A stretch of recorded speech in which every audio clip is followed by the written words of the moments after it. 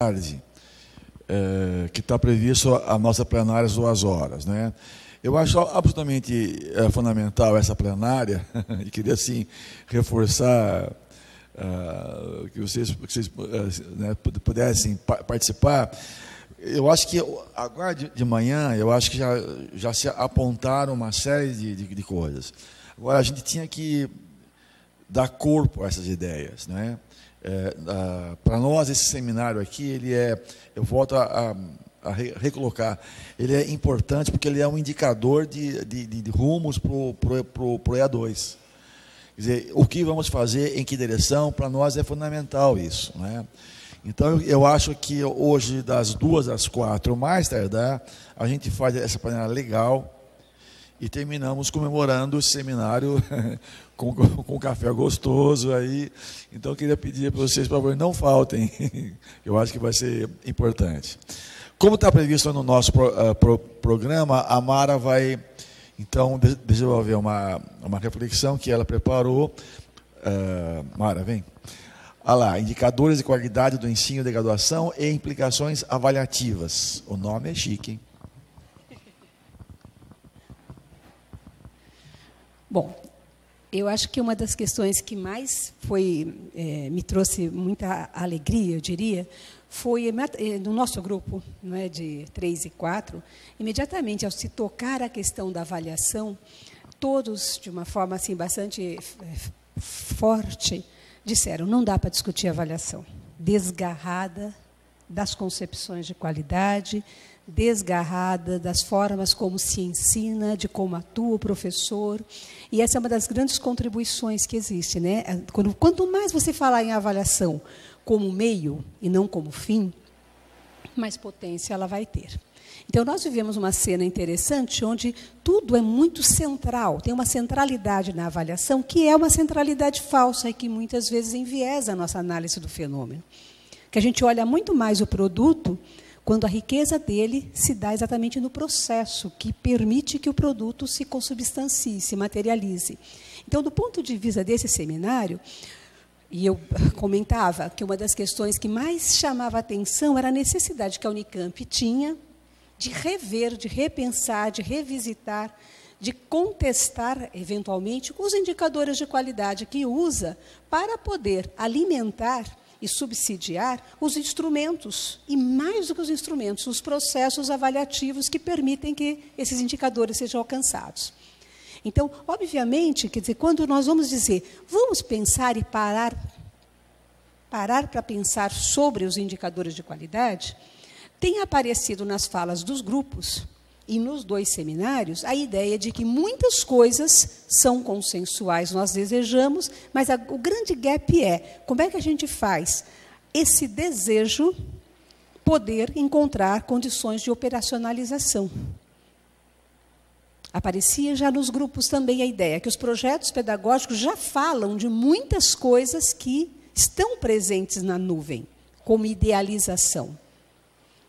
E a nossa questão é como pegar esse projeto que já contém e fazê-lo conversar com a realidade, com os espaços educativos, com as políticas institucionais, sob pena da gente produzir o descrédito que foi apontado também como uma cultura dos estudantes de que a avaliação não serve para nada, e aí, portanto, eu não gasto a minha energia num processo que não vai conseguir produzir mudanças. E eu acho interessante, né, como é que a gente vai percebendo que essa mudança, inclusive, da cultura avaliativa, afetará certamente os processos de adesão à avaliação, uma adesão mais implicada, mais comprometida, como a gente precisa. Então, a fala vai mais ou menos nessa direção, né? Não. Observando quais são os nossos objetivos do seminário, e é importante, quando se pensa em avaliação, voltar a focar quais são os objetivos. Razões pelas quais, quando a gente vai avaliar aluno, curso ou instituição, nós temos que pensar, onde que nós queremos chegar mesmo? Quais são os grandes objetivos? E, do ponto de vista do seminário, a mesma coisa. Quer dizer, ele pretendeu criticar, refletir sobre as interfaces entre projeto pedagógico, proposta curricular e avaliação. mostrando que são elementos absolutamente conectados.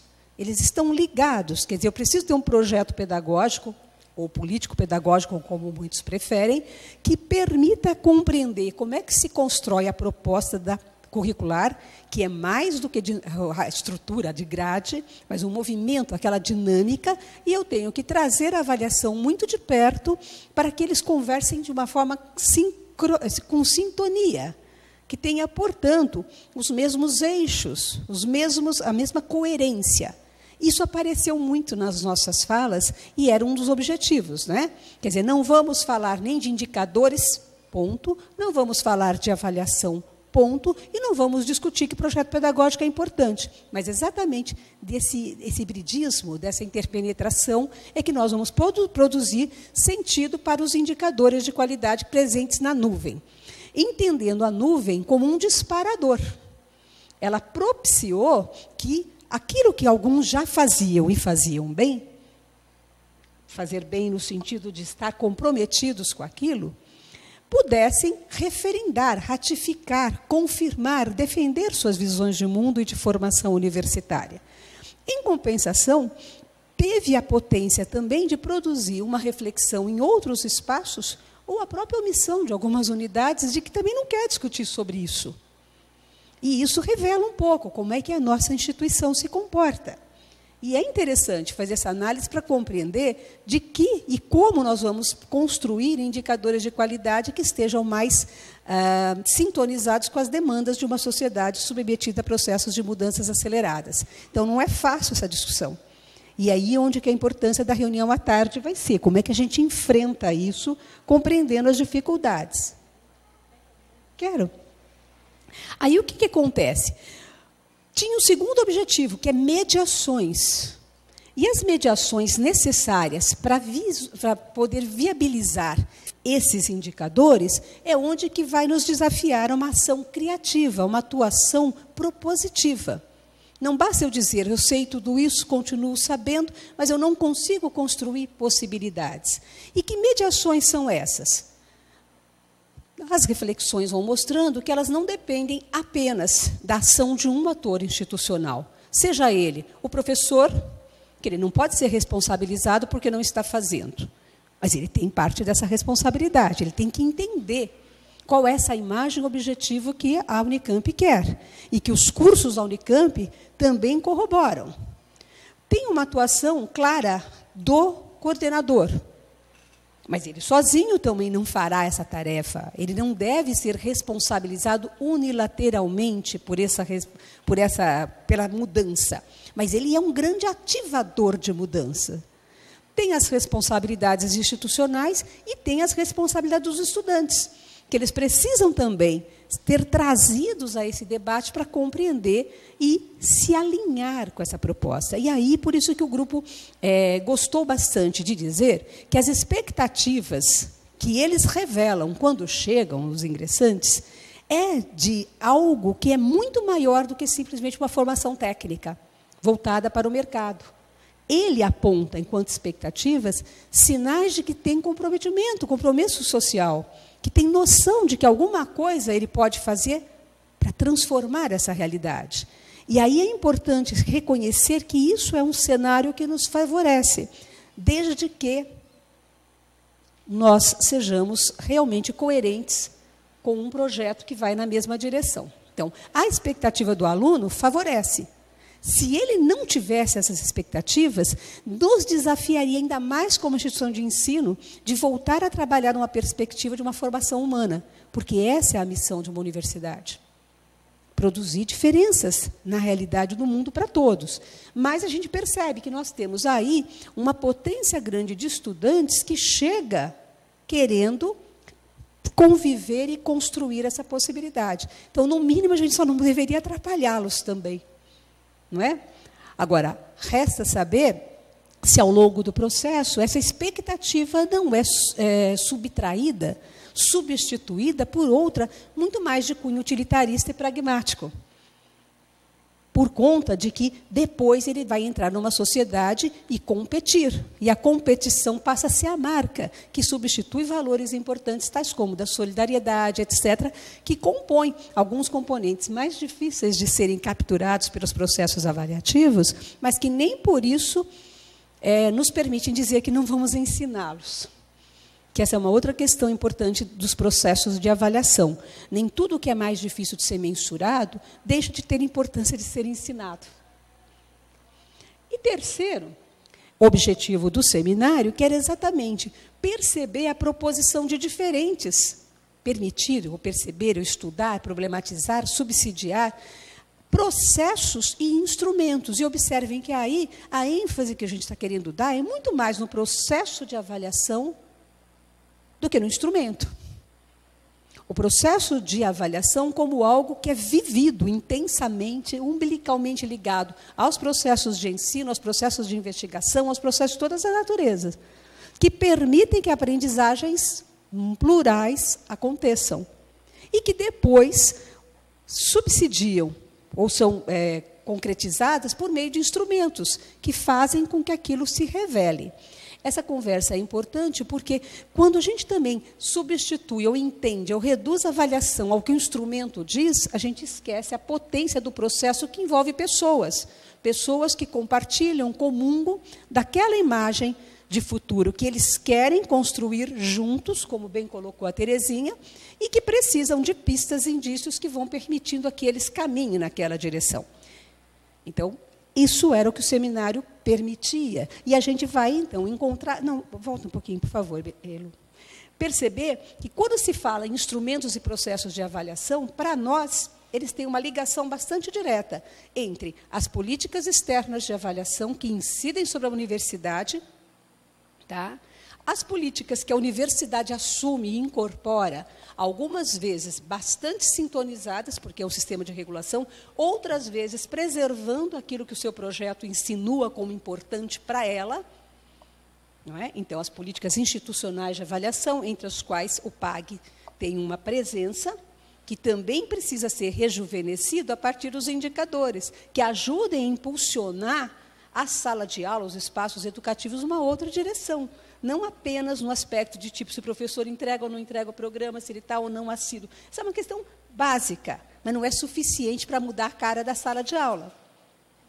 Agora, se tem avaliação externa, tem avaliação institucional, né, do ponto de vista do PAG, tem a avaliação de aprendizagens também. E elas, na verdade, devem estar mais ou menos permeadas pela mesma concepção de avaliação. A avaliação que é promotora de avanços, aperfeiçoamentos, e que não pode ser algo estático, que não promove diálogo, que não permite ou não explora as devolutivas, e que morre como números que são simplesmente colocados nos relatórios. Então, essa é a questão que nós estamos imaginando, que a avaliação tenha que ter essa potência de dinamizar, essa potência propulsora de mudanças nos espaços educativos, na instituição e da instituição em relação às próprias políticas externas. Aí eu vou pegar a ideia clássica, né, de Alice conversando com um gato, que ela diz, podes dizer-me, por favor, que caminho devo seguir para sair daqui? Isso depende muito de onde queres ir, respondeu o gato. Preocupa-me pouco aonde ir, disse Alice. Nesse caso, pouco importa o caminho que sigas, replicou o gato. E eu acho que esse é um instante importante para a gente. Quer dizer, se temos um conjunto de indicadores que vai se tornando cada vez mais robusto, mais denso, mais claro, como aparece como desafios. O que quer dizer exatamente isso? E mesmo na condição de algo que vai se transformando e incorporando outros elementos, essa nuvem diz para nós um pouco acerca do tal do fubá. Se queremos a broinha de fubá, isso norteia os processos avaliativos. Mas observe, primeiro eu sei onde eu quero chegar, e a avaliação se coloca a serviço disso, e não o inverso. Eu sei que quero isso, portanto, eu preciso que os instrumentos, os processos estejam muito sintonizados com os objetivos que vão me levar para aquele lugar. Agora, se eu não sei o lugar, não tem sentido o que a gente está fazendo aqui agora. Qualquer coisa serve. E essa é a questão-chave, porque quanto mais nós estamos nos aproximando, enquanto comunidade da Unicamp, professores, alunos, funcionários, não importa, gestores, e mesmo na mudança dos lugares, das cadeiras que a gente ocupa, nós continuamos sendo membros de uma comunidade, que pode ajudar a achar esse lugar ou a ressituar a Unicamp nessa concepção de qualidade de ensino universitário que a gente quer. Então, ter essa resposta é um pouco o que o seminário permite. Se sabemos que queremos isso, temos que fazer escolhas que nos permitam avançar nessa direção. E temos que avaliar esse caminho para, eventualmente, usarmos bem a carta de navegação, como foi colocado, né? Eu posso voltar, eu posso recuar, mas eu não posso me perder simplesmente. Próximo. E aí a gente vai se dando conta de que toda vez que quer mudanças, nós temos que responder a perguntas. Essas perguntas mobilizam a instituição, mobilizam a nós, a cada um de nós, na condição de ator, de sujeito que pode mudar essa história, que ajuda, não sozinho, mas num espaço coletivo, numa construção com os pares, na identificação dos pares e na construção de, uma certa forma, forças progressistas que lutem por, que construam isso. E aí que profissional que a sociedade reclama? Veja, ninguém está perguntando o que o mercado quer. O mercado está dentro da sociedade, mas a grande questão é o que a sociedade precisa. A sociedade somos nós, né, também. Pode a universidade furtar-se do seu papel transformador dessa realidade social, em especial quando a gente não está satisfeito com as condições que permeiam essa nossa sociedade? Então, esse conjunto de pessoas que a gente pega e forma e ajuda a ter uma inserção diferenciada, se forem pessoas que se contentam apenas em entrar e ter sucesso individual no meio de toda essa miséria humana, será que a universidade cumpriu, de fato, seu papel? Que protagonismo podemos assumir nos espaços educativos em que atuamos na direção desta concepção de qualidade anunciada? E que se percebe claramente, ela já incorpora como desejo, como imagem objetiva, compromissos com valores. E isso não é pouco. Quando você começa a falar que tem uma coisinha chamada valores, que afeta a forma dos profissionais, dos cidadãos, né, entrarem em contato com a realidade do mundo do trabalho e atuarem ali, então nós vamos perceber que é bom perceber que eu tenho que atuar protagonicamente para fazer a diferença. Um pouco a Terezinha diz, né? Honra teu nome. Honra a tua vontade. Sob pena da gente, da verdade, ser capaz de elaborar críticas, mas, como diz Bauman, uma crítica desdentada, que só aponta o que não existe, mas não faz diferença. Então, qual é a diferença que a gente pode fazer? E que papel a avaliação ocupa? Reconhecendo a sua força indutora. Quase todos nós sabemos, na nossa cultura de relação com a avaliação, que a gente sabe que a relação tem uma força de mudança, por bem ou por mal. Não é à toa que o aluno pergunta, cai na prova, vale nota? Porque tem repercussões. Não é à toa que, de repente, os projetos pedagógicos aparecem prontos quando vem a visita do avaliador. Então, se a gente pode admitir que tem uma força indutora, por que não usar a favor de uma concepção que esteja mais sintonizada com os valores que estão ali colocados como imagem de futuro? Como aquilo que explica para a Alice, quando ela diz para o gato onde ela quer chegar. Se ela quer chegar ali, a avaliação pode ajudá-la nessa travessia, apontando os caminhos, não é? Próximo. E nós fizemos isso no seminário.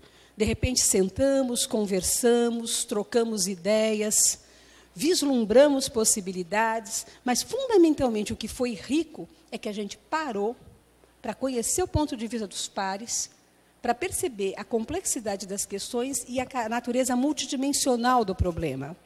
Portanto, não se resolve, ora focando no professor, ora focando no aluno que nós temos e que, de repente, não é o que nós queremos, ou ora focando no gestor de momento, que, de repente, tem ou não tem aquele perfil. Enfim, são várias questões que estão aí amarradas que vão nos levar a perceber que construir essa possibilidade, ela vai admitir que tenhamos que ter uma análise ampla.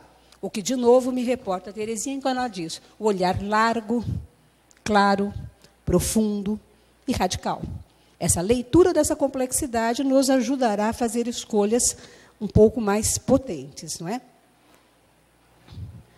E compreender que, se aquela nuvem expressa já uma vontade que incorpora valores no momento em que a sociedade praticamente, e a universidade e os espaços educativos estão muito alinhados com resultados imediatistas, a gente vai perceber que nós estamos numa perspectiva contra-hegemônica. Razão pela qual algumas dificuldades já são esperadas e vão nos colocar, nos desafiar a superá-las historicamente. Qual o próximo passo que é possível dar? Mas vamos juntos. Né? Vamos criando essas possibilidades, arriscando, forjando uma outra possibilidade. Próximo. E aí eu pego essa imagem de Magritte e ele coloca de uma forma interessante, porque se você olhar aquele ovo lá dentro, é como se fosse o nosso projeto, né? A gente quer, mas tudo o constrange. É como se ele tivesse, né, entre as pressões políticas, as condições objetivas, a falta de entendimento ou a insegurança, porque nada é 100% seguro, não são todos que querem, os ritmos são diferentes, os tempos são diferentes, as culturas dos cursos, os avanços, e essa é uma questão importante que mostra que não vai ser tão fácil forma e conteúdo encontrarem a possibilidade dessa ruptura. Então, nós temos que compreender que isso vai implicar desarmar algumas ciladas do caminho, desarmar alguns aspectos para propiciar que a nuvem deixe de ser nuvem, no sentido de algo tão distante de nós, bonito de ser admirado, mas pouco concreto. E nós tínhamos essa intenção na formulação do seminário, que era, de novo, não voltar a submeter os coordenadores a falar de novo sobre o que queremos. Até porque alguns dos que estão aqui presentes e outros colegas já vêm acompanhando esse processo, então, portanto, eles têm já uma construção, um acúmulo. E o que acontece? Como sempre os atores vão chegando e vão mudando, às vezes você frustra aqueles que estão também construindo há mais tempo. Então, a gente teve receio de nos debruçarmos naquele momento, como a tarefa do segundo seminário era, de novo, mexer na nuvem e garantir consensos, porque eles serão sempre provisórios, serão sempre insuficientes, sempre não legítimos, se você não tiver todo mundo em campo parada dizendo que quer aquilo. Então, não é esse espaço, não é esse espaço deliberativo. Ele é de semear elementos. Então, a gente partiu do princípio que a nuvem expressava uma vontade carregada de potência, carregada de futuro, e que poderíamos, então, exercitar um pouco algo que pudesse, enquanto as condições dessa nuvem não se concretizam efetivamente, vir o par e passo. O que a gente pode fazer enquanto isso? E essa é uma questão que vai mostrar, e foi aparecendo já. Tem coisas que eu posso fazer no âmbito do curso, tem coisas que o EA2 pode fazer no âmbito da sua responsabilidade institucional, tem coisas que a gente vai descobrir que pode fazer acionando outras instâncias e coisa e tal. Então, por isso que é esse esforço. Vamos tentar ver o que a gente pode fazer para dar elementos para aquilo sair dessa prisão, dessa jaula, dessa gaiola que está aprisionando a nossa vontade. Supondo que essa vontade seja, de fato, a vontade de romper. Luiz Carlos de Freitas, ele costuma dizer uma frase muito interessante, que ele diz: a teoria na prática não se aplica ou a teoria na prática não convém? Então, esse é um grande embate que nós temos que pensar. A nuvem não se aplica na nossa realidade, ou trazê-la para a realidade nos colocará numa linha de debate argumentativo, de disputa de posição, de confronto, que a gente não sabe dizer a quem pertence essa responsabilidade, esse protagonismo.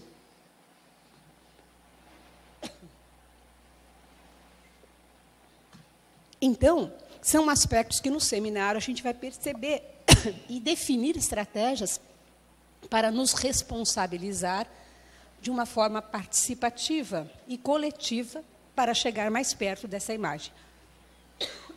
Desculpa. Próximo. Aí tem o convite do Sérgio. Nós temos que deliberar. E deliberar é isso, é assumir quais são as nossas prioridades. Como nós vamos jogar, reconhecendo quais são as regras do jogo que em algum momento não nos favorecem. E em outros, que a gente aprendendo a compreender a lógica, a gente pode também burlar e fazer caminhos oferecendo soluções que possam ser importantes para marcar uma posição. Então, esse é o nosso desafio. Vamos assumir com que prioridades a avaliação deve jogar, a serviço de quem ela vai se colocar. Próximo. E aí, a gente percebe forte que só dá para discutir as implicações avaliativas e construir processos ou instrumentos avaliativos consequentes se tivermos firmado um pouco mais qual é a qualidade que a gente quer atingir. Essa qualidade a atingir, nós estamos, nesse momento, chamando como a nuvem. Mas, na verdade, a nuvem ela vai ser aquilo que dá a pista, a sinalização, para o conceito de qualidade negociada. Quer dizer, qual é a qualidade negociada que nós vamos fazer? Quem participará desse pacto? E aí aparece a responsabilidade local, sim, e a admissão que, em cada um dos cursos, dos institutos, etc., pela ação daqueles protagonistas locais, muito poderá ser avançado se pactuar, se falar sobre a nuvem, se discutir o que ela está inconsistente, se ajudar a fornecer os elementos para mostrar isto é inegociável para nós. E aí é um grande ponto para o EA2 precioso, que é a ideia. O que nós temos em comum numa universidade? Por isso que as nuvens, as marcas inegociáveis, vão mais na direção daquilo que é forte para todo o profissional universitário, para todo estudante que passa aqui, a ponto dos egressos serem reconhecidos por aquilo, e implicaria o quê, se a instituição assumir isso? Que essa questão não está em negociação mais. Isso é uma marca a ser atingida, a qual se agrega aquelas que, no nível local, foram aceitas, fizeram sentido, que a gente poderia chamar dos indicadores mais específicos. Então, nós temos que discutir e aprofundar aquilo que é o fubá. E por isso que os convites são: venham dizer, venham contribuir. Uma vez definido isso, de uma certa forma, se construiu uma legitimidade para que os instrumentos de avaliação da instituição conversem com essa imagem de futuro. E, tanto quanto possível, aqueles que têm instrumentos próprios de avaliação já em andamento, também se interroguem se eles dão conta do tal do fubá maior, institucional, que foi acordado, que foi pactuado. Então, o que nós vamos perceber? No âmbito institucional, nós vamos ter que, admitido que esses indicadores sejam pactuados, olhar, no mínimo, o PAG. O PAG consegue ajudar a dar vida a esses indicadores? Ele provoca as pessoas a se pensarem sobre esses aspectos? Aquilo que ele consegue, bem, aquilo que ele não consegue vai ser revisitado. Da mesma forma, por exemplo, no âmbito do projeto do curso, se é o projeto que explicita isso, de que forma, ao avaliar o projeto, ou ao usar o projeto como balizador para os debates e acordos que são firmados, para que as várias microdecisões que são tomadas caminhem na mesma direção, isso está presente? E isso coloca o espaço coletivo como algo que também monitora o pacto de qualidade. Por isso que esse pacto de qualidade, ele deve ser, de uma forma diuturna, o elemento que norteia, que baliza, que ordena as discussões que são travadas no âmbito dos cursos, para evitar que cada um caminhe a seu bel prazer, esquecendo os compromissos que são comuns. A enfermagem pode ter coisas que um profissional da saúde deve atingir e que não são prerrogativas discutidas no âmbito de cada disciplina, se ela quer ou não quer. O que é comum para eu ser um profissional da saúde, no caso um enfermeiro, e me reconhecer nesse processo, e, além disso, me reconhecer nesse processo dentro de uma universidade tipo Unicamp, que quer uma qualidade com pertinência social. Isso direciona a conversa e relativiza a soberania que, muitas vezes, os docentes acham que têm quando tratam dos seus componentes individualmente. Aí aparece também a avaliação do trabalho pedagógico e, decorrente disso das aprendizagens, também precisa explicitar se essa concepção está sendo respeitada, sob pena de não termos apenas processos de avaliação que não dialogam, como trabalho em bases diametralmente opostas. Ou seja, eu só avalio o conteúdo, mas eu digo que eu quero produzir valores. Né? Fica complicado. Eu quero desenvolver algumas coisas no aluno, a responsabilidade, a capacidade de resolver problemas, de trabalhar colaborativamente, mas eu não consigo suportar processos avaliativos que não sejam individuais, porque eu não confio que ele possa dialogar e trabalhar em grupo.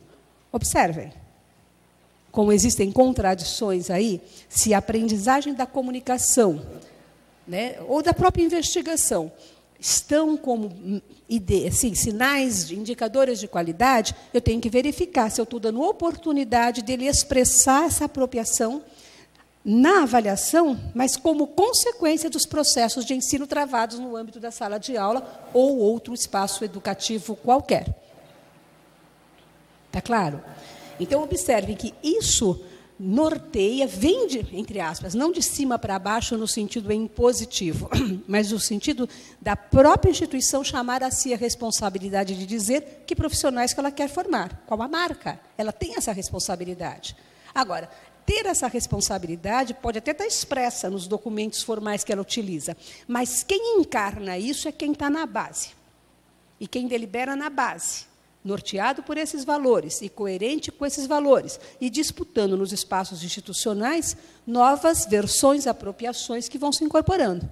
Mas, enquanto essa imagem estiver valendo, ela tem que ser norteadora.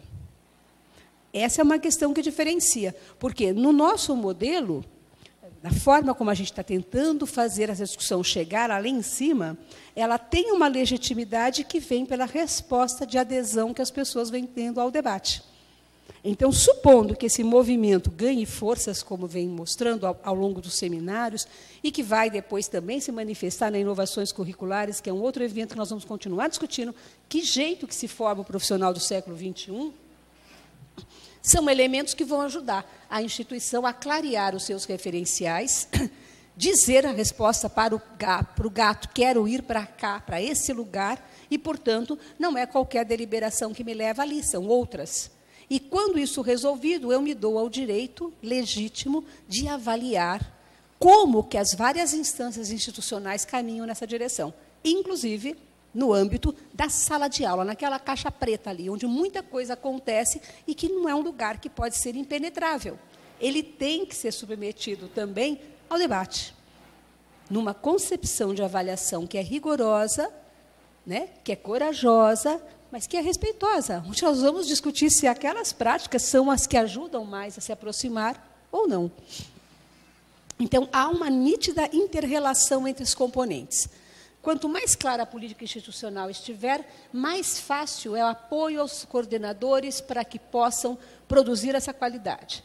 Quanto mais isso estiver claro, é mais legítimo o trabalho do coordenador ou da instância colegiada que faz a gestão do pedagógico de ter autoridade técnica, política, ética para dizer não é nesse aspecto que vamos trabalhar. Não porque quer se impor, de cima para baixo, mas porque defende os interesses de terceiros, que são os egressos que, por sua vez, servem à sociedade. Está claro o raciocínio? É em nome daqueles que não podem dizer dessa qualidade que a ação dos coletivos se coloca. Eles se organizam para defender essa concepção de qualidade que é importante para quem está lá de fora, que é a razão de ser de uma instituição educativa, sobretudo pública. Pronto. E aí a gente vê, que é outra vez a imagem de Magritte, que ele mostra o pouco que nós vamos ter que fazer, esse exercício grande entre aquilo que eu estou vendo e como ele desenha aquilo que ele imagina como deve ser.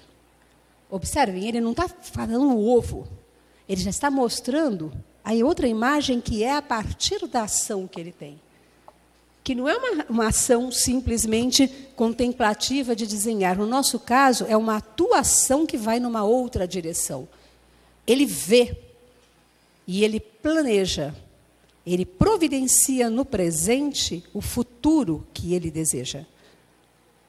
Esse é um movimento muito interessante, porque se eu estiver olhando apenas o que eu tenho, eu não consigo fazer o voo. Então, esse voo não é no sentido da idealização, do sonho, da utopia, no sentido não dá para acontecer. É na aposta do ainda não. Ainda não, mas eu sei onde eu quero chegar. Ainda não consigo, mas onde eu quero chegar é objeto de constante processo que energiza a ação de cada indivíduo e dos coordenadores em geral. Próximo. E aí a gente vai falando de quais são as implicações, né? A avaliação para esse tipo de compreensão de qualidade vai ser sempre um ato pedagógico e político. A cada intervenção avaliativa, seja no âmbito do curso, avaliando o projeto, no âmbito do PAG, avaliando o que acontece na sala de aula com professores e alunos das disciplinas, no âmbito, enfim, ela terá um efeito pedagógico. Porque, no mínimo, ao preencher, ao responder à provocação, você está retomando as bases do pacto. Se eu queria isso, esse que indica que está acontecendo. Se não está aparecendo, eu estou desperdiçando a oportunidade de firmar a imagem objetiva. Então, portanto, é um ato pedagógico e político. É uma regulação proativa. Eu não olho para trás, eu olho sempre para frente. Eu uso essa experiência, essas evidências, para sustentar novas decisões que apontam para o futuro. Um futuro que é construído no dia, atuando, e não no discurso, é na ação. É na praxis refletida e deliberativa. Tem clareza do referente. Do ponto de vista conceitual, nuvem para nós é o referente da teoria da avaliação. Né? Quais são os nossos referentes? A gente está dizendo a nuvem. Mas a nuvem foi uma forma de sistematizar, de compilar, que nós vamos adensar para dizer, bom, isso são os referentes inegociáveis, comuns, possíveis, desejados pela comunidade. Ou necessários à sociedade que a gente, na capacidade que tem de providenciar o futuro, acrescenta como meta, que impulsiona, como projeto a se construir. E coerência nas decisões. Da mesma forma, essa avaliação ela tem que ter compromisso com a qualidade, uma qualidade real, e não apenas uma qualidade abstrata ou discursiva, ou para inglês ver. Né? Eu não faço a qualidade para quando vem o avaliador. Eu não faço a qualidade só para disputar índice no ENAD, etc. Eu faço porque disso deriva a chance dos nossos egressos cumprirem o seu papel social. E aí, a avaliação ela tem uma implicação, porque ela vai estar sempre focada no processo. E aí o processo, acho que como o Sérgio falou, é aquela coisa que tem que ser zelada, cuidada. Cuidada. E aí eu falo numa área de muito conforto, porque como eu sou enfermeira, eu digo que não é à toa que eu me encantei pela avaliação, porque é uma área do cuidado. Envolve pessoas, processos, é um campo de grandes delicadezas, não é? E, ao mesmo tempo, um campo que também nos coloca a posição de decidir, às vezes, com bastante dificuldades. Mas é um campo necessário, de cuidado e de coragem, não é? E de coerência. Finalizando, a gente percebe que essa avaliação necessária para propulsionar os indicadores de qualidade numa universidade que ainda não consegue, de uma forma majoritária, caminhar nessa direção, ela precisa praticar o diálogo. O diálogo na perspectiva de Freire, e que a Terezinha ontem retoma. É o diálogo com várias vozes, não é só com os iguais. Né? E essa é uma questão de grande aprendizagem para a gente também, porque fica fácil, né, discutir com quem pensa igual. Nós somos uma universidade submetida a vários projetos históricos, não vamos entrar no mérito disso, mas ela tem visões diferentes. Então, nós vamos fazer uma comunicação forte, potente, na defesa desses indicadores de qualidade que avançam, que ampliam a formação universitária e que nos convocam a ações de maior complexidade, inclusive. Para isso, nós também temos que exercitar a escuta sensível dos argumentos dos outros, dos lugares que eles colocam, das reservas que colocam, das resistências que se colocam contra a nossa vontade, mas que precisam ser ouvidas, incorporadas, debatidas, problematizadas e deliberadas. Então, não dá para mudar isso imaginando que um dia seremos todos pensadores do mesmo jeito. Não vai ser possível, essa universidade não existe e ela seria perigosa. Essa é a graça da coisa, né? Quer dizer, nós só avançamos porque somos bastante diferentes. E no diálogo a gente constrói os consensos e os novos acordos que levam para o futuro as nossas possibilidades, usando a linguagem como fonte de entendimento, não como estrutura de poder sobre o outro, mas criando possibilidades de traduzir, que é uma palavra que foi muito utilizada, né? E eu gosto muito dela também, baseada em Boaventura, ele fala, nós temos que construir teorias de tradução para tornar inteligível para o outro aquilo que para nós é muito fácil. Então, quanto mais clareza nós tivermos desses indicadores da tal nuvem, ou dos referentes de qualidade que a gente quer construir, nós vamos desenvolver formas que não afastem os atores, pelo menos de entendimento de por que isso é necessário e como poderemos fazê-lo. Requer que todos nós, aí na condição de professor, de estudante, de gestor, no nível local ou central, tenhamos capacidade de argumentação. Então, há que existir defesas, exposição de motivos, mas que não são exposição de motivos que não escutam o motivo dos outros. Elas entram num processo de comunicação, de debate, mas que tem que também nos encontrar fortalecidos, empoderados para isso. Portanto, se acreditarmos nessas concepções que a nuvem evidenciam, mas nos calarmos ou nos omitirmos, nós estamos ajudando a fazer permanecer um projeto que a gente diz que não é a formação universitária que a gente quer. Aí tanto faz. E, finalmente, é reconhecer que o confronto honesto de posições visa o bem comum. E o bem comum aí é que expressa a qualidade da universidade. Né? E esse bem comum é um bem que atinge interesses de uma maioria, que normalmente não é aquela que explicita que qualidade que ela precisa dos profissionais universitários que são colocados no mundo do trabalho. As implicações avaliativas ajudam, sim, a gente a ir calibrando, entendendo, voltando atrás e refazendo. No entanto, elas colocam firmeza nos referentes. Esses referentes são inegociáveis, sob pena de você não conseguir deliberar de uma forma coerente. Ser inegociável não quer dizer que não possa ser revisitado. Se na discussão ele for revisitado, incorporado, superado, ultrapassado, ótimo, ele passa a ser de novo o acordo pactuado. E a avaliação conversa com esse acordo. Agora, enquanto esse acordo não tiver sido revogado, é o que vale como norte para as decisões institucionais, do projeto do curso e do professor, para construirmos uma linha que tenha uma certa coerência, uma certa sintonia e uma certa sensibilidade. Daí a gente consegue produzir uma potência nos processos. Eu acho que é mais ou menos isso que a gente estava querendo trabalhar. Podemos agora trocar um pouco de ideia. Obrigada.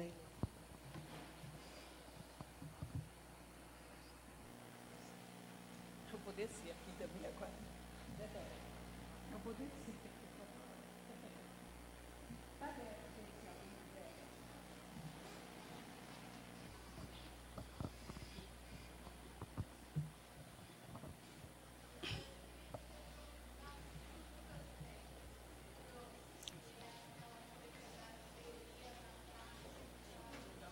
Não se aplica?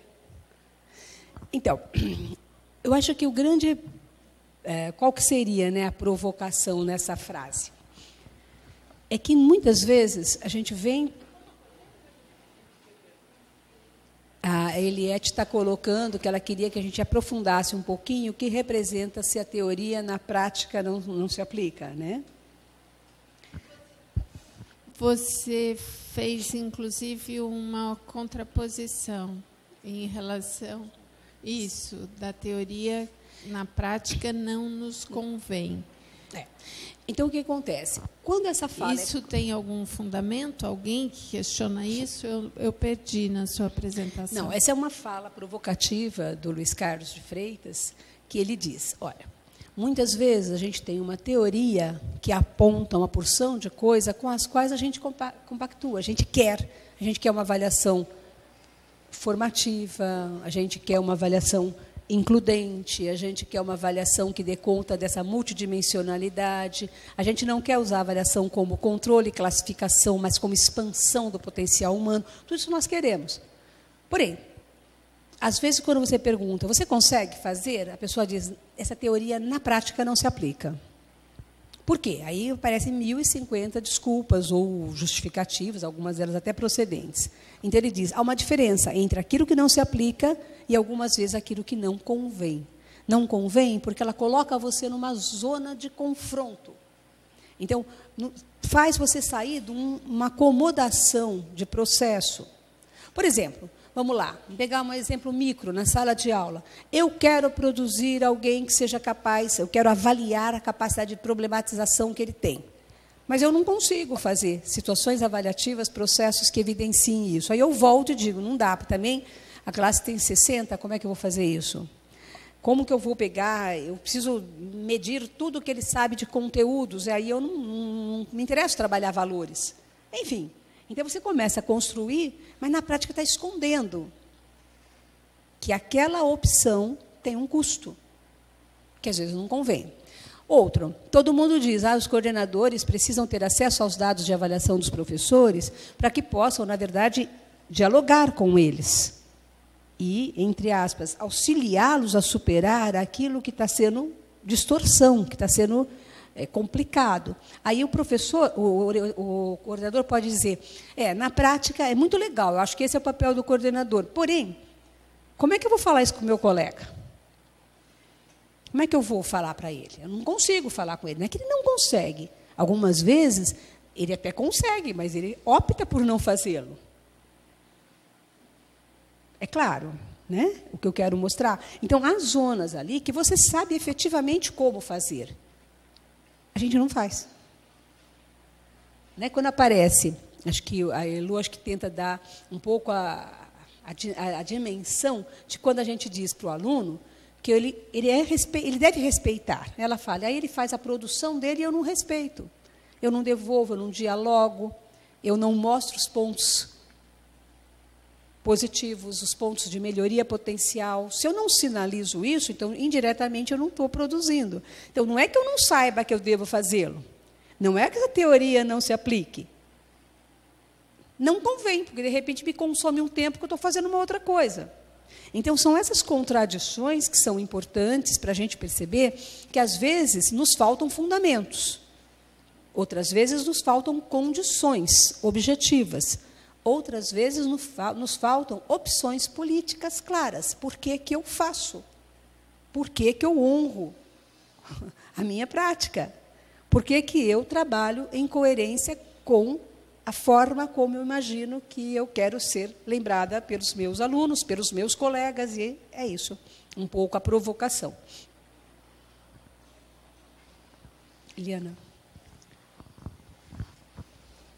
Então, falando sobre isso e pegando um pouco o que o Sérgio tinha falado antes, assim, uma certa preocupação em como é que a gente anda para frente, eu estava refletindo sobre a dificuldade, eu acho que uma grande coisa que nos faz ficar, vamos dizer, patinando às vezes, é justamente que as pessoas não querem encarar o desafio que virá ao sentar de verdade para se autoavaliar ou para ser avaliado.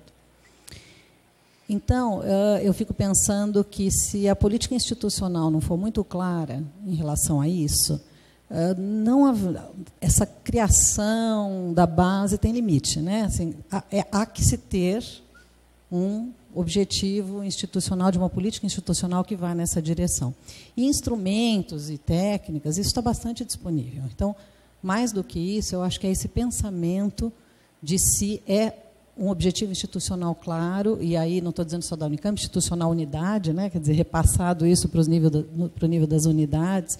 Então, acho que esse debate, assim, desculpe, eu só cheguei hoje, então eu não tenho participado da conversa antes, mas eu acho que é esse debate que eu gostaria de ver um pouco mais, com que clareza, de que maneira está apontado, talvez esse seja o foco da conversa da tarde, mas de que maneira ele está apontado para a gente poder, então, construir sobre ele. E de que maneira, então, esse processo de mudança na qualificação do ensino da graduação se relaciona ou se alinha com as demais políticas da instituição, de avaliação docente, de programa claro, de desenvolvimento profissional docente, onde existe uma necessidade, sim, de você, então, se preparar, né, para esse papel, quando você é um profissional de uma área X e se torna docente. Eu acho que é super pertinente a colocação da professora e mostra um pouco que, na verdade, você começa a discutir uma questão que aparentemente é pequena, mas ela está amarrada com uma política. Então, vamos pensar em um raciocínio ao contrário. O que uma PRG, a hora que admite que estamos fazendo um seminário sobre indicador de qualidade, chamando os coordenadores, ou, mais do que os coordenadores, o convite foi para membros dos coletivos das unidades, né, que pudessem expressar essas conversas, essas convicções, esses acordos sobre qualidade e, portanto, uma vez empoderados, tivessem, mediados pelo EA2, condição de, em outros espaços institucionais, também vocalizar que qualidade é essa que nós queremos. Está claro? Então, existe um processo que a gente tem que combinar mais à tarde para ver as várias instâncias que deverão ser afetadas e se movimentar nessa direção, sob pena de, uma vez mais, qualquer um dos eventos, chega um conjunto de acordos sobre o que deve ser, mas com uma certa anemia, né, na hora de organizar o que vamos fazer para que isso aconteça. Então, nesse aspecto, o EA2 está construindo isso, o Sérgio pode falar melhor do que eu, quer dizer, um conjunto de ações que vai tentar chegar numa política institucional. Por exemplo, o GT que está cuidando da avaliação, né, de incorporar na avaliação do docente aspectos outros que são considerados relevantes para que a graduação possa ser valorizada, é uma ação concreta. Ela tem um tempo, é um GT que tem um tempo, que vai propor, etc., e que deve afetar. Se vai ser o suficiente, não sabemos, mas é um processo. Na hora em que tem ações que começam a trabalhar com esses referenciais, acolhendo os novos docentes, é um outro pedacinho que você aproxima, dizendo, olha, presta atenção no docente que está chegando, porque ele também tem expectativas igual o ingressante, que não devem ser frustradas ou substituídas por outras, justificadas por políticas externas, que a gente diz que não concorda, mas cumpre à risca. Então, nós precisamos, é um trabalho. Mas é um trabalho que, basicamente, o que a gente está apostando, né, Sérgio e as minhas colegas, é que precisamos ajudar ou aumentar, intensificar o trabalho de orquestração disso por meio dos coordenadores e mais os coordenadores, na relação com os coletivos que eles vão construindo, para que, em todo lugar, essa voz ecoe numa direção. Vamos para cá, que a qualidade está por aqui. Então, a gente não pode nem esperar que o E2 fará tudo isso, porque ele é meio, ele não é fim, ele faz a mediação, mas nos espaços institucionais que deliberam, essas vozes que vocês têm a ocupar, aqueles espaços ajudarão a política a avançar, traçarão alguma coisa, não é? Percebe? Então, tem que existir isso de uma forma mais orgânica, mais pensada, passo a passo, para que isso chegue em algum lugar. O nosso receio, acho que é por isso que o Sérgio falou, nossa, vamos tentar garantir que esse espaço não seja só um espaço de reflexão, mas de proposição. Proposição de coisas a curto, médio e longo prazo. A curto, alguns de vocês já falam, pô, eu posso sair daqui, posso tentar focar isso na minha unidade. Eu posso, de repente, fazer essa nuvem ganhar uma vida ali, subsidiar de novo o EA2, se a saída for, vamos dar uma concretude a ela. Mas eu posso fazer outras coisas também, que a gente vai tentar fazer a relação das várias forças que vão atuar nas várias instâncias que tem. Você quer falar? Ninguém mais quer falar? Tem certeza que vocês não querem falar nada sobre isso?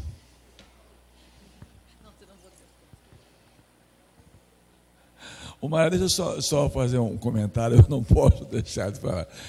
Eu acho que o problema da avaliação traz um nó muito complicado, né? Eu quando leio o Lucchesi, sempre me dá um nó, porque ele mostra para nós que o problema da avaliação não é uma questão técnica, que, na verdade, o jeito como a gente pensa a avaliação reflete a visão de mundo que a gente tem. Eu passei 4 anos como diretor da Faculdade de Educação, vivendo o Consul, esses órgãos todos, e cada vez que esses órgãos discutiam a questão da avaliação, eu entrava em parafuso, porque é uma concepção medieval. Se você for pensar bem, na minha avaliação, quando eu digo avaliação, não é só sala de aula, tipo assim, avaliação de funcionários, essas coisas que tem aí. Quer dizer, toda avaliação ela é trabalhada dentro da função de ranqueamento. Quer dizer, tentar identificar quem é bom, quem não é, quem é do bem, quem é do mal, e por aí vai. Esse é o modelo mais conservador, o que mostra que a questão da avaliação ela é fruto muito da questão ideológica, que nos pega muito forte e tal. Quer dizer, como superar isso? Né? Quer dizer, a gente está apostando que uma possível forma de superar isso aí é através do exercício crítico da própria prática, no coletivo e tal. Mas não é fácil, eu reconheço, não é fácil que um cara com 45 anos de sala de aula, que só usou a avaliação para dar nota, o cara, de repente, vai ter um insight, de repente, mesmo com a turma e tal. Então, assim, essa coisa do apostar na renovação não é brincadeira, realmente, às vezes, é a única chance que nós temos, né? Quer dizer, numa instituição muito conservadora, você só pode apostar no novo, quer dizer, para criar uma... Eu não sei o que você acha, se concorda comigo. Eu acho que essa cultura de avaliação que você apresenta, e que todos nós somos um pouco reféns dela, né? Vamos voltar à imagem, a gente está ali. No fundo, a gente aprendeu, foi apresentado para avaliação desse jeito, que é classificando, aprendendo, né, por bem ou por mal, a dar a resposta certa. Só que nós estamos também aprendendo que isso não é a qualidade desses novos tempos. Né? Está aparecendo, eu quero alguém que é autônomo, que pense. Bom, como é que eu vou poder fazer isso se toda vez, né, acho que Perrenu que usa assim, em nome de que esquizofrenia eu vou te dizer o que eu não sei, se imediatamente você baixa a minha nota? Não fala. Então, para eu mudar isso, eu tenho que mudar o lugar da avaliação do trabalho pedagógico e colocar ele a serviço de aprendizagens. Agora, como a gente faz isso? Dia a dia, fomentando que esse lugar... Quer dizer, como é que a gente pode considerar que a avaliação é tão importante e dizer que ela é um mal necessário? É uma contradição, né? Ela não é mal. O uso dela, o desuso dela é que pode remetê-la a uma outra questão. Então, nós precisamos. Agora, o que tem contra nós para mudar essa cultura?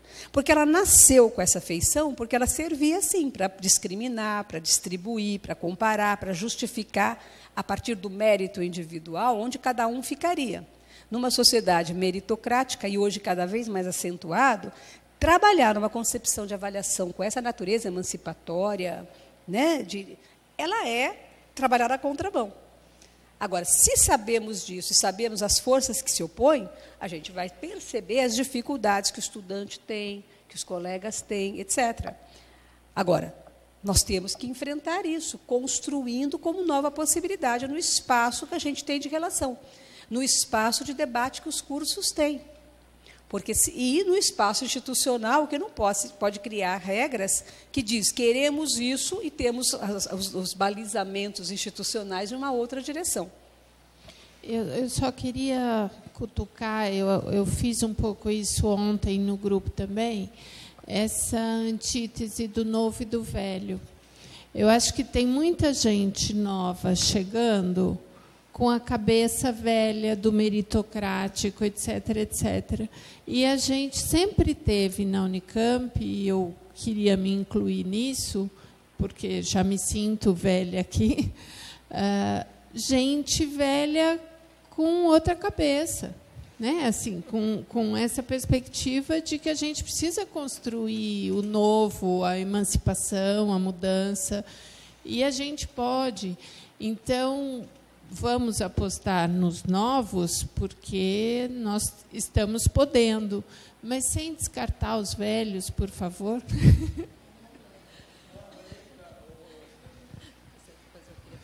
Olha, é tão bom ouvir isso que você falou, porque, na verdade, não é descartar velho, entendeu? Mas talvez eu esteja falando porque eu estou muito envolvido com os novos. Eu lido com os novos o tempo inteiro no nosso projeto. E quando a gente tem chamado hoje, os novos têm atendido mais, né? Isso não quer dizer que os veteranos não vêm. Claro, aqui, na verdade, tem muito mais veterano que novos, né? Ainda bem. Mas o que os novos reclamam muito é que eles têm enorme dificuldade em encaminhar novas ideias. Assim, eu tenho acompanhado esses novos docentes, depois que eles passam pelo acolhimento, eles fazem o curso com a gente lá, e depois eu tenho contato com eles. De vez em quando eles vêm me procurar com uma angústia, falam assim: Sérgio, você não sabe como é difícil a gente enfrentar as ideias velhas. Sim, claro, entendeu? Então, mas o que eu acho legal é isso, quer dizer, mas eles estão cientes de que é um desafio que eles têm que enfrentar, né?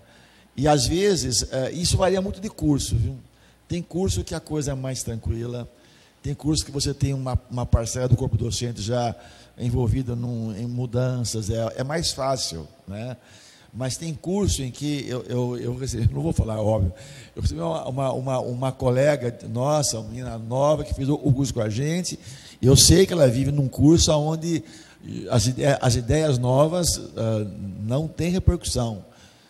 Assim, isso está envolvendo um nível de sofrimento pessoal para ela, entendeu?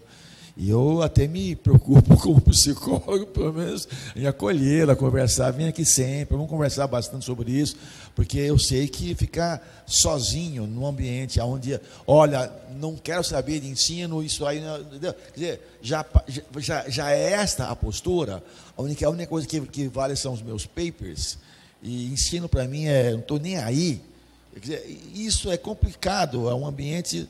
Não é salutar do ponto de vista saudável, de saúde mesmo, para uma pessoa que chegou na universidade com novas ideias. Tá? Mas, enfim, faz parte do nosso quadro. Eu concordo com você.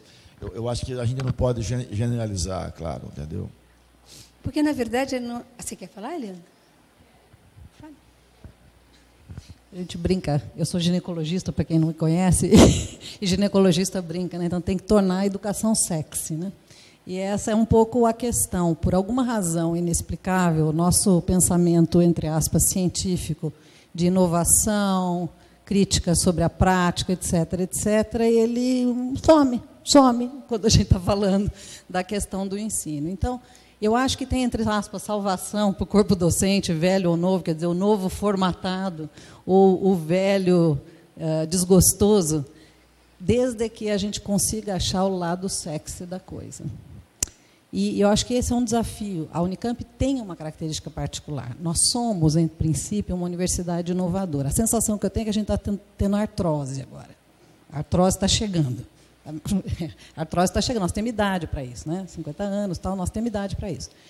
Então, acho que esse desafio de pensar coletivamente, de que maneira a gente inclui elementos aí que façam do ensino uma coisa atrativa, é um grande debate que a gente deve fazer. Porque a avaliação está nisso, seguir o projeto, tudo isso está dentro deste pacote. Neste particular, acho que um lado que a gente... Eu faço parte da CIDD, pela minha posição na FCM, então na comissão de corpo docente, e uma questão que é sempre debatida lá é como valorizar a produção intelectual relacionada ao ensino, que pode ser publicação científica em revista indexada, pode ser outra coisa. E esse movimento de tornar sexy por esse lado, por exemplo, tem trazido um impacto bastante interessante no lado da área da saúde, porque tem tido um financiamento enorme dos ministérios em relação a isso. Né? Vamos falar a verdade, tem um financiamento específico que está ajudando, a expansão da pós-graduação. Então, eu acho que essa discussão, que ela passa um pouco além, que é um pouco o que o Sérgio está falando, quer dizer, essa preocupação com o estímulo, a motivação, a cabeça de quem está aqui, para que as pessoas enxerguem que, sim, que esse é um lugar não só prazeroso pelo ensino em si, que isso é o que nos traz, mas que há um espaço a se conquistar que é interessante. Há uma ciência, há congressos interessantíssimos para participar, há publicações interessantíssimas para ler. Existe um mundo parecido com esse que você faz do seu outro lado, que precisa ser mais visível, talvez. E acho que, institucionalmente, a gente poderia se esforçar por fazer ele bem visível aqui dentro, porque isso ajuda as pessoas a entenderem.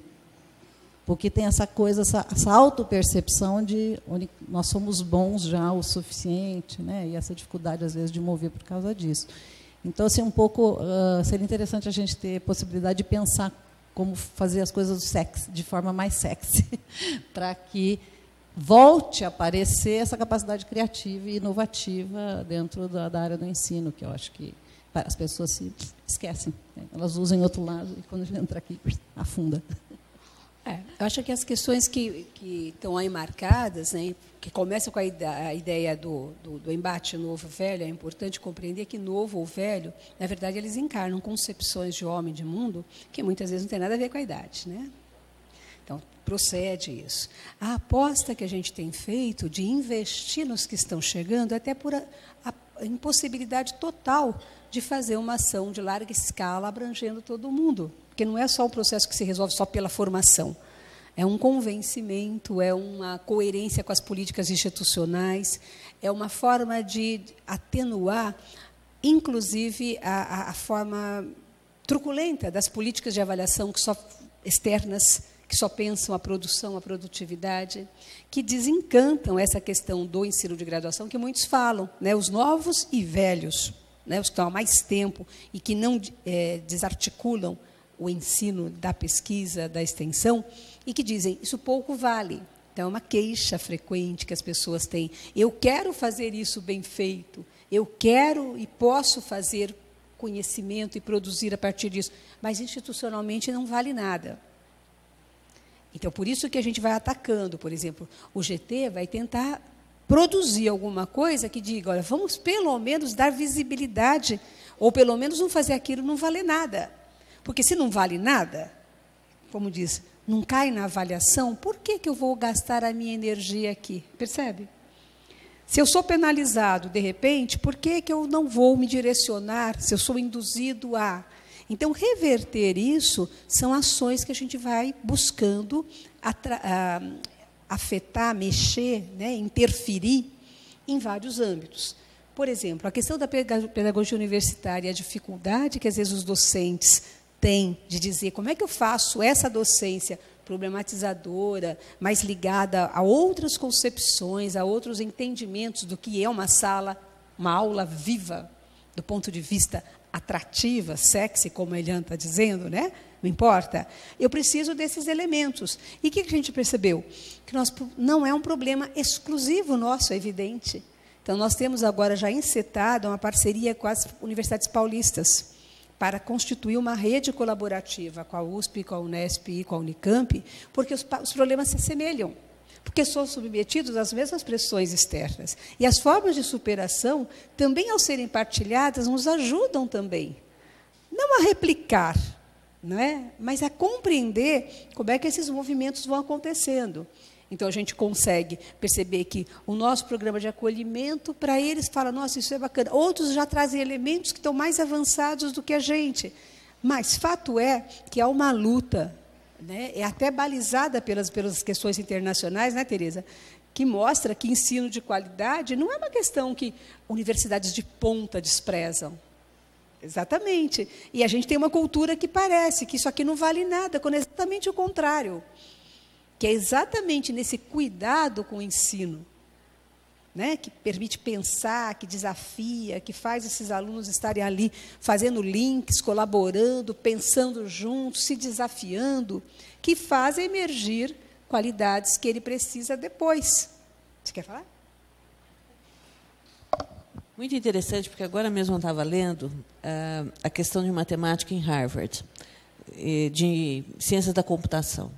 E ele estava relatando como ele percebeu que os alunos que estavam entrando, né, quer dizer, o top de top, quer dizer, pessoas que fazem pesquisa, fazem tudo isso, e como se adequaram a essa nova demanda de pessoas que não tinham uma formação em matemática, não iriam fazer cursos formais em matemáticas, mas você tem uma necessidade de formação de pessoas com essas novas habilidades.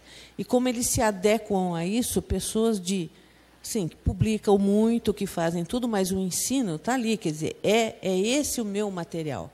E eu acho que a gente não olha isso na Unicamp. Por mais que você tenha, lá no final, pense como você publica, faz isso, faz aquilo, nós não pensamos nesse material, que é o resultado disso. Nós pensamos na ponta e não pensamos no começo. Acho que nós temos que mudar essa maneira de pensar, né? Não é só através de regras, né? Porque nós temos até um estatuto cheio de regras, nós temos várias coisas, nós não temos os acordos de como isso acontece, né? Mais alguém quer se posicionar, contribuir?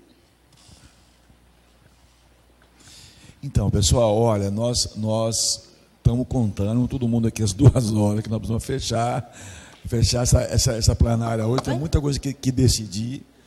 Eu acho que vai estar na hora das nossas boas vontades aqui estarem sendo transformadas em ideias e propostas.